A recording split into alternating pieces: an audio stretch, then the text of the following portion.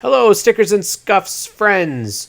We are thrilled to bring you another episode of the podcast tonight in partnership with our esteemed friends at North American Source Solutions. Led by the dynamic duo of Pops Campbell and Steve Decline, NOS offers a comprehensive range of professional services designed to fuel the growth of North American companies. With their expertise in logistics management, outsourcing, sales management, manufacturing support, marketing strategy, nearshoring, and much more, NOS serves as a one-stop solution provider for all your growth needs.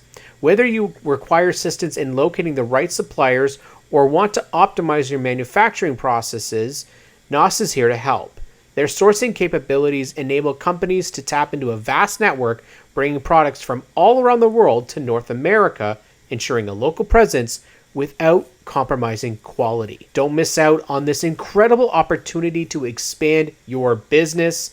Reach out to Pops and Steve at NOS today and embark on a journey towards success. Hey folks, get ready to buckle up because this episode of Racing Action is brought to you by our buddies at Campground Crew Racing. Picture this, a bunch of friends who own a badass two-car bone stock team tearing it up at Sauble Speedway. You've got to tip your hat to the faces of this operation, Pops Campbell and Steve Decline, who not only dominate the track, but are also partnering up with Stickers and Scuffs podcast, and they run their own business, North American Source Solutions. These racers know how to have an old-fashioned good time at the track, and oh boy, they sure know how to put on a show. To tag along on their awe-inspiring journey, make sure to follow them on social media. Trust me, these guys are the epitome of combining speed with compassion. It's like watching superheroes doing burnouts for a good cause.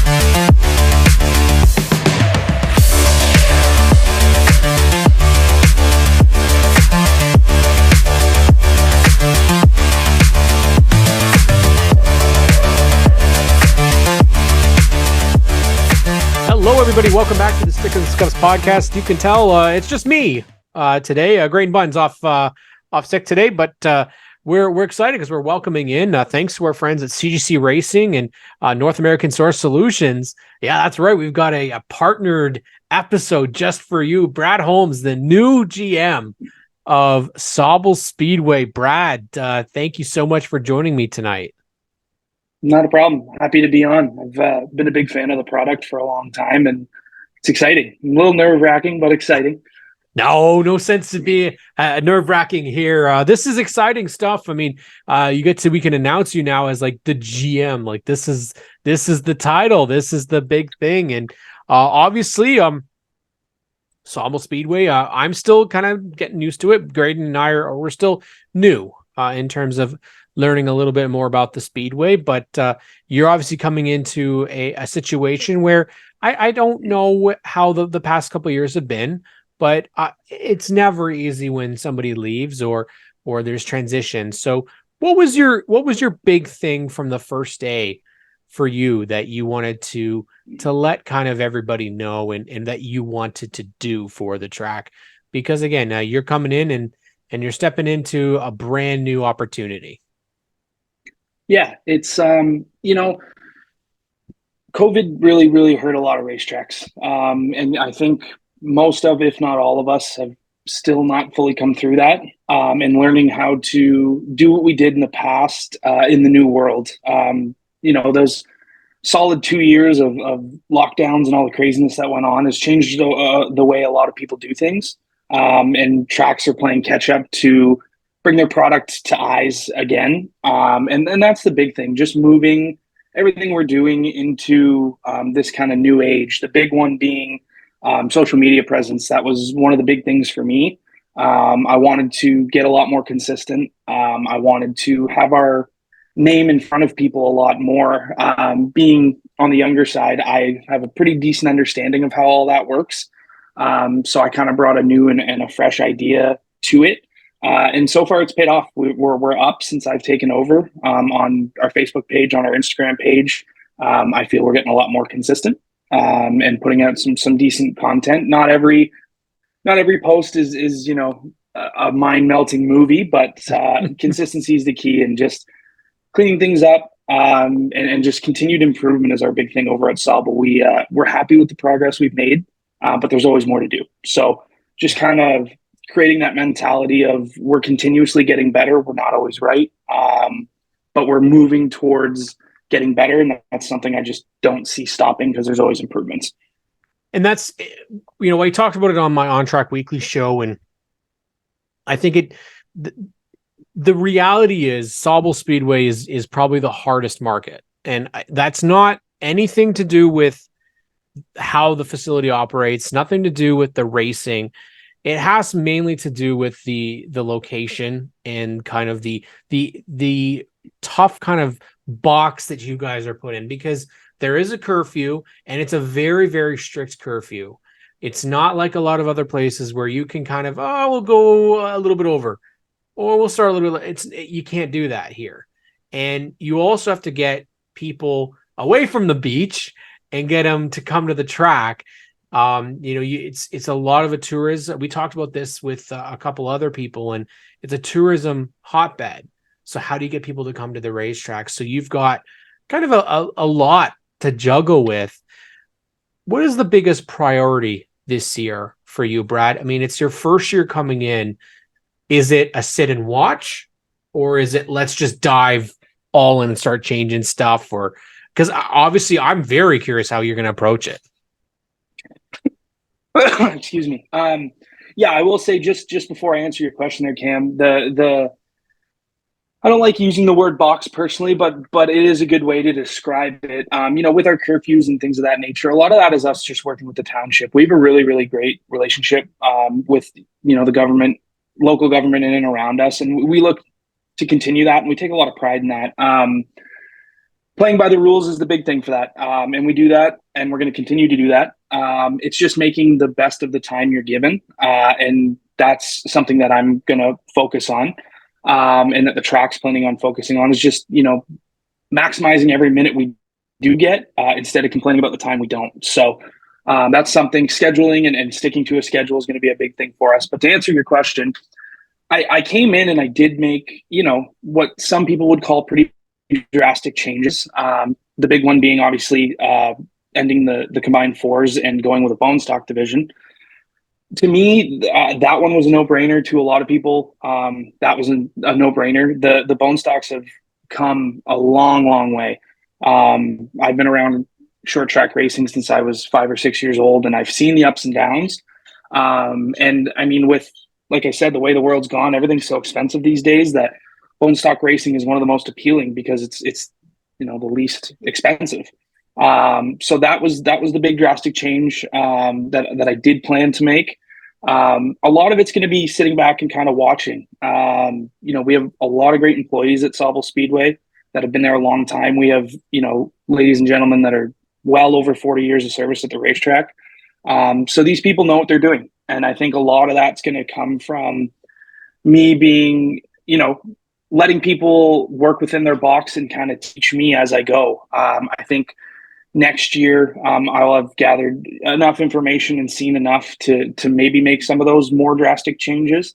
But I very much, being a patron and being a racer at Sauble for as long as I have, kind of have a good idea of how things operate. And it's definitely smooth, on the smoother end of what I've seen when issues do come up and getting them dealt with. So this year, I think it'll be a lot of observing and letting people teach me. And then if there is drastic changes that need to be made, or even small ones, I'm not going to hesitate to make them if it's going to improve the quality for our drivers, for our fans, for our sponsors. I'm not going to hesitate to make those changes. But a lot of it will be, we have good people in place that we trust, and just learning as much as I can from them. And I think that's something that just continues. I don't know everything. Nobody around me knows everything. And there's always a new situation to be dealt with. So it's kind of a combination of both. But yeah, I won't hesitate to make a change if I see one that's needed. But I think a lot of it will be, my coworkers and my team teaching a lot to me. It is always a bit of a nerve-wracking experience going to a new position. But I've got to ask, Brad, what was it about this that you said, that's what I want to do? So it's funny. It's kind of the joke I made, and I've made this joke to a couple of people, is by the time I got into my early 20s, I kind of realized Rick Hendrick wasn't going to call me to come drive one of his cars. So I was maybe not on that level. So finding a job in racing, when I say my whole life's been dedicated to racing, I live, breathe, and sleep racing. I've been lucky enough to be a driver at many points in my life, diehard NASCAR guy. And when I wasn't racing, I found myself at tracks helping buddies out, or even just going to see the show. So when the opportunity popped up, I more was just like, well, if I don't get it, I don't get it. I continue on with life, and away we go. But I don't want to miss the opportunity. And luckily, Jeff and Paul saw something in me, and I was able to impress them, and here I am. But it was more just not wanting to let the opportunity pass. Yeah. Because essentially now, even more so, my life revolves around racing, and I get to be in a position where I can help a track that has always held a special place in my heart kind of improve and become better. And that was the appeal of it to me anyways. So let's learn a little bit more about Sauble Speedway then. Let's talk a little bit more about the track and maybe the history about it. And what can you tell us about this really fun racetrack to watch races at? I mean, I think I can't say that I've ever seen a bad race at Sauble. It's just something about the track is just very, very, it works very well for our racing. And I agree with you on that bone stock front. I'm really excited to see how those bone stocks will go in race up there. So let's learn a little bit more about Sunset. That's the other track, Sauble Speedway. Let's learn a little bit more about Sauble with Brad Holmes. So I will fully admit I'm learning a lot of it myself still, but been around a long time, 55 years now. A lot of incredible racing's gone on. A lot of, like you said, it lends itself to short track racing, and there's just something special about it. The racing service is good, but it's got character, and just the entire facility is top notch. There's everything you need in one spot, and like I said, at this point we're continuing to improve. But a lot of really, really cool names have come out of there. Obviously, it's a home track. It's been a home track, multiple divisions for Josh Stoddy, who's big name now in APC. The Gressel's always been around. The Eckards and the McMahons have spent a lot of time there, and even the people that we still do have there, Jim Irvine, Vern Monk, they've been around forever, and just getting to see somebody that's seen it all is really cool and continues to come back. And as we get into the season and I'm face to face with those guys more, I'm kind of hoping to learn more about the history. But yeah, it's a really cool kind of getting to hear old stories and people, filling me in on, oh, I almost won a race here back in 1995. And it's just cool to hear that kind of stuff. But, yeah, like we've got our wall of fame that has been started and improving. We've got, really cool names up on there. Ron Lipsky, you've got Ross Potter, Tyler Williams, Doug Wilson, Gene Stewart, who's been around forever. There's a lot of cool things that go on, and we look to continue that. We want to make sure that the history doesn't go by the wayside. And as new generations, even myself, I would still consider new generations specifically to Sauble, learning about that history and learning a little bit more about it. So if to anybody that winds up at the track right behind our grandstand is our wall of fame, go have a look. It's really, really cool. And then you kind of get more in depth in the history, and you might just learn something. Education, like you just said, is a very powerful tool because, I think for myself and Graydon, we were very late to this party. Very late to it. And I think that it's very funny that you mentioned, stereotypical, just a full NASCAR fan. That's what both we were. And it was only through doing this podcast that we've kind of learned about a lot of the history of Ontario racing. And that's been the really big, source of fun and interest for us. And For you over the last couple of years, obviously you talked about that COVID affected everybody. What was the gauge in your opinion on how revenue and or how fan bases were in the years following? Are we still rebuilding fan base at home tracks, or are we pretty much to where we were before? We're not quite back. I will say that. It's been a steady climb the last 2 years, I would say. Okay. We've seen some pretty steady increases, and I think it's probably a common thing for most tracks. We're not there yet by any stretch, Mhm. and you got to look at it as a possibility that you don't ever get back to that. There's multiple people that this really scared, and they tend to not go out, and they give up some of the things they love to in order to stay safe, and I can understand that. Yep. Yep. People are, it was a dangerous thing. I think we all obviously were affected in a very massive way, but a Yep. lot of us were affected personally, and if you have to make a decision on your own safety or coming to see a race, I can understand that. But it's just with a lot of the things we can do now, obviously GeForce being able to stream races, and that kind of thing, it lends itself to people maybe staying home and not coming out as often. I will say I think GeForce is a great tool because when you make it to a track, watch it. Even at Autumn's Colors, when it rained literally all weekend, I was in the RV and I was watching the GeForce stream to see if I should walk back to the track or not. So definitely not a negative thing. And overall, like I said, it's been a slow climb. And I think just grabbing that last little pocket of people and bringing them back into the track, once a year, weekly, kind of whatever they came prior is what we're really striving for, and getting new fans in as well.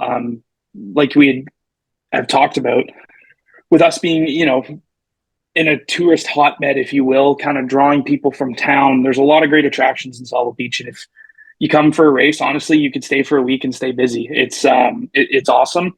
But yeah, getting new people in and kind of grabbing that last little bit is something that we're super focused on. And I think we'll get there. It's just everything takes time. It's got to rebuild, and it's just doing the right things, and making improvements as you go. One of the things that I've been, I think, very impressed by is another tool that you guys have that's maybe an unknown and not as appreciated tool. And I'm going to give them a shout out because I know she doesn't like getting shout outs, but they're going to get one anyways. And that's the team of Ingrid and Clark at Pedal Power. Without them taping races at Sauble, I probably would have never seen a Sauble race in my life. And that is how I got to know the Bash of the Beach. It's how I got to know the weekly racers, is through someone that comes and records the races. What is your, and I mean, as a GM, but not also just as a fan, what is the kind of, is there a belief that helps or hurts? Because that's a very hot topic in a lot of racing circles. And I'm just curious as to what kind of you guys, obviously they're allowed to do it, so it's not a huge problem, I don't think. But for me, I mean, at least my experience with Delaware and Rogers and GeForce with APC, it makes me want to go to the racetrack. So I'm curious what the track thinks of it.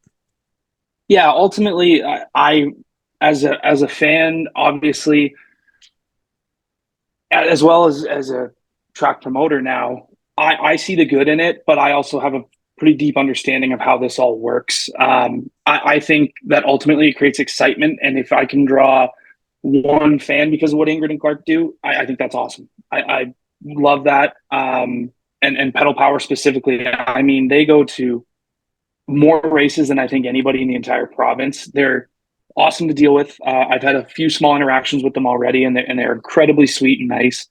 And the whole thing around it with GeForce, with Pedal Power, with anybody that puts anything up, it's promotion for me as a track, and I think that's great. Like I said, if I can draw one person to be like, wow, that was really neat, I'm gonna go to a race next season, or oh, I'm gonna quickly look, oh, they're racing next, this Saturday. let's go. I think that definitely outweighs the negatives. And being in this circle for as long as I have, I've heard every opinion. And there's some that make sense and there's some that don't.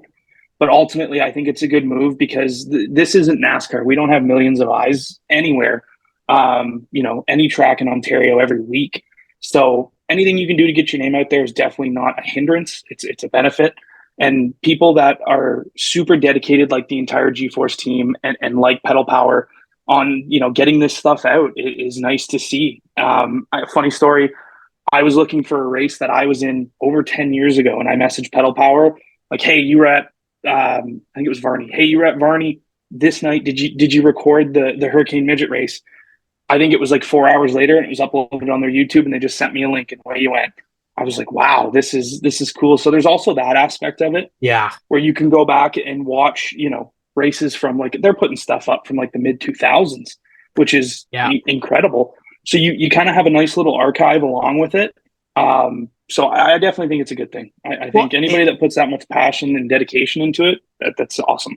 And for me working with OSS, Race Monitor lies. I'm just going to go out and say that it's not perfect. And if we're going to go off of Race Monitor all the time, it's better to have video. And that's the best thing about it, is that there was some situations last year where Race Monitor had people scored ahead of somebody else.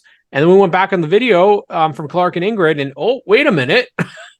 That's not at all what happened. So it's transponder placement. There we go. Right. That's a bending the rules thing.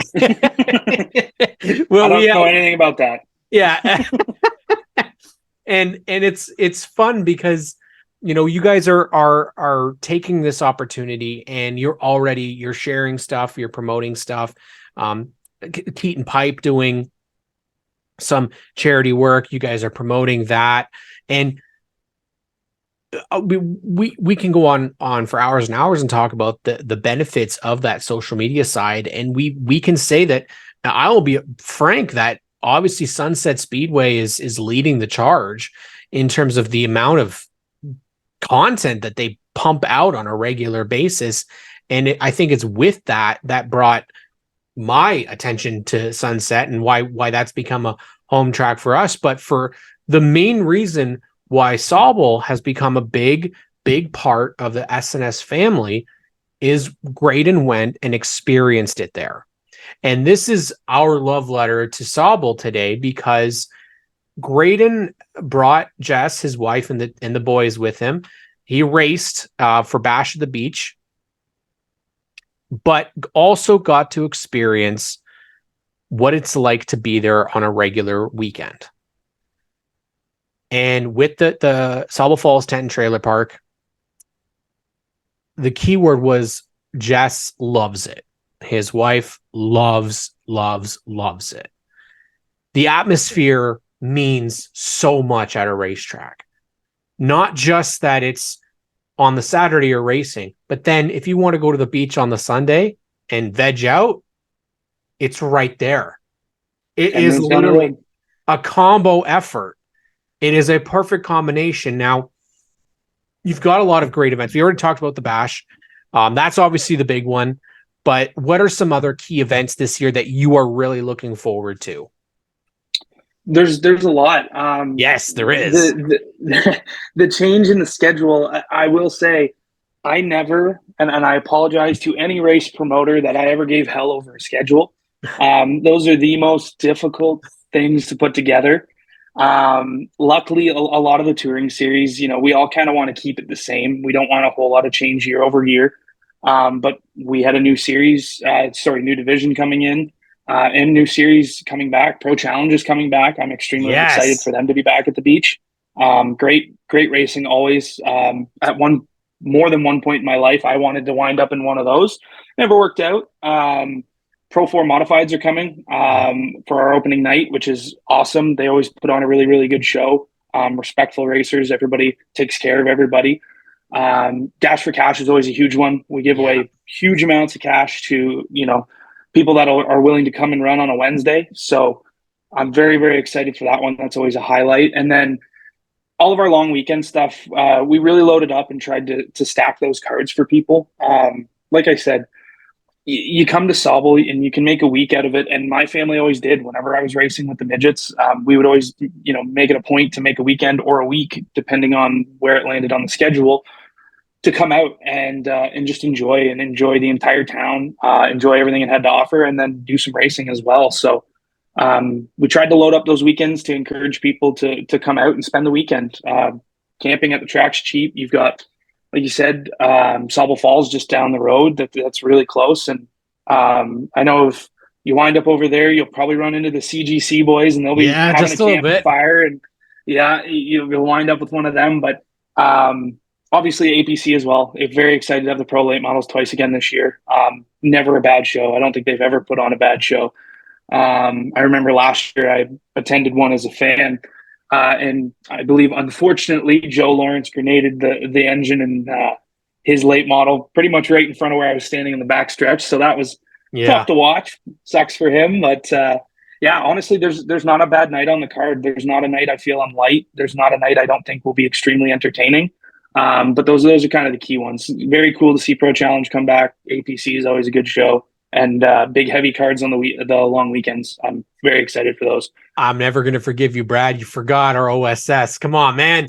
Two double shots OSS. Yes. But you know what? Yes. You know what I did notice about that, and what we really are excited about is like you mentioned, the card is stacked.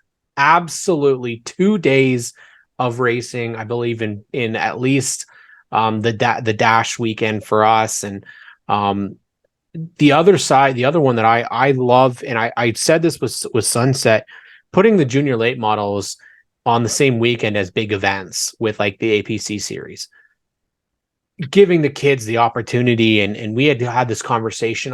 I'm not gonna remember. We do so many podcast episodes, so I can't remember who it was we were talking with, but and saying, giving those kids the opportunity to be seen in a big audience atmosphere and is just the coolest. Like having the APC, which is undoubtedly the best short track late model series that we have. Some of the best drivers in Ontario are in that series, and these kids are there that same weekend. The future stars potentially of the APC series. So putting those shows together, King of the Hill also being at Sauble Speedway. I don't even know. Did you guys do that every year? Because I don't know if that was every year. No, so that was something that I wanted to bring back, that I've always enjoyed, and there was a long period where really no tracks were doing it. Obviously, there's a lot that goes into that on the the insurance side and the liability side of things, but I'm super glad we were able to get it. It'll be a lot of fun. I'm sure I've already got my brother saying he's coming out for it. I got buddies that are, coming and making bets on each other already. They want to run against each other. They're trying to slide me cash under the table to make sure they race each other. And no, but very excited for that. And yeah, like you said, with the junior late models, what Sauble's done really, really well the last couple of years is put a big focus on them. Mm-hmm. These kids genuinely are the future stars of, our little world. And putting them on a platform where they can get exposure only really helps them, because I was a kid racing once too. And the coolest part about racing when you're that age is just doing fan appreciation, going out and other kids thinking you're cool and wanting your autograph, and you get to, do your little chicken scratch on a hero card and give it away. I'm sure they print neater than I did when I was a kid, but mine was chicken scratch. But yeah, it's really neat, and it helps them, right? If they can start putting themselves out there a little bit more and getting their names out there, that helps attract sponsors to them and kind of helps them go up through the ranks. I know when I was younger, I liked the idea of moving up into some bigger and more expensive and faster cars, and I didn't have the backing, and it just wasn't in my cards. So, these kids being able to put themselves out there a little bit more and garner some attention, I think is huge. So, yeah, I agree that they're essentially, like I said, the rising stars or the future stars. And I will see all these kids in APC Pro Lates when I'm 60 and, crippled and can't walk anymore. I at least get to watch them. But yeah, it's a really neat, and I'm glad we were able to put them on as many times as we were. Yeah. and have them included in the Dash for Cash. Being able to put up a lot of money for them is neat too, right? So they don't kind of get pushed to the side on the big shows. They're a part of it. They're an integral part of it. Yeah, and they're growing. The division numbers are growing each and every track, which is phenomenal to see. Obviously, you've got some great supporters coming back and supporting Sauble Speedway this year. ImageDrops.ca, Epic Racewear coming on board, joining Roots, Gaspar, and Russell, Dex and Fencing.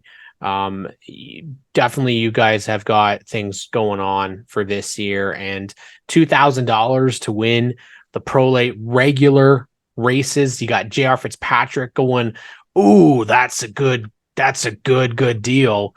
I think things are heading in the right direction for sure. Brad, how can people follow along with Sauble Speedway all season long? Yeah, so best place to be is Facebook. That's where everything goes there. We do have an Instagram page as well. It's been a little bit slower, but looking to pick up on that. We do have a TikTok account that was really, really slow through the end of the season. Come the start of this season, we'll be back on that and extremely active. And then our website is just saublespeedway.ca. So that gets all the information first, and then it spreads out across Facebook and Instagram and all our other social platforms. But those are the best places to find. And all of my information for competitors, for fans, if you guys have any questions at all, I'm extremely open to talking to anybody. All of my information is on the website as well. Email, you can reach me at the phone number. But I just like to make myself available. Just anybody that has questions, anybody that has comments. I'm new to this, and I'm open to hearing people's opinions and people's recommendations, and kind of taking the best I can and moving forward with it. Well, we're really excited to continue our partnership this year. In the very beginning stages of it, we're really excited about that. We've already been able to get Randy Patterson opportunity to get 2 tickets down to Sauble for enjoying the beach this year. But Brad, we wish you the very best in 2024. I know you're going to see Graydon a couple of times out of the beach as he's going to be out there racing. But definitely, thank you so much for joining me tonight, and the very best for the entire 2024 season. Thanks, Kim. Appreciate it. Appreciate you taking the time. It's been a lot of fun, and I look forward to watching it back and just seeing how awkward I was the entire time, and letting my wife and my brother laugh at me the whole time. Well, at least they get a good laugh out of it. Thank you guys. Thank you guys for tuning in for Stickers and Scuffs this week. We'll catch you all next episode.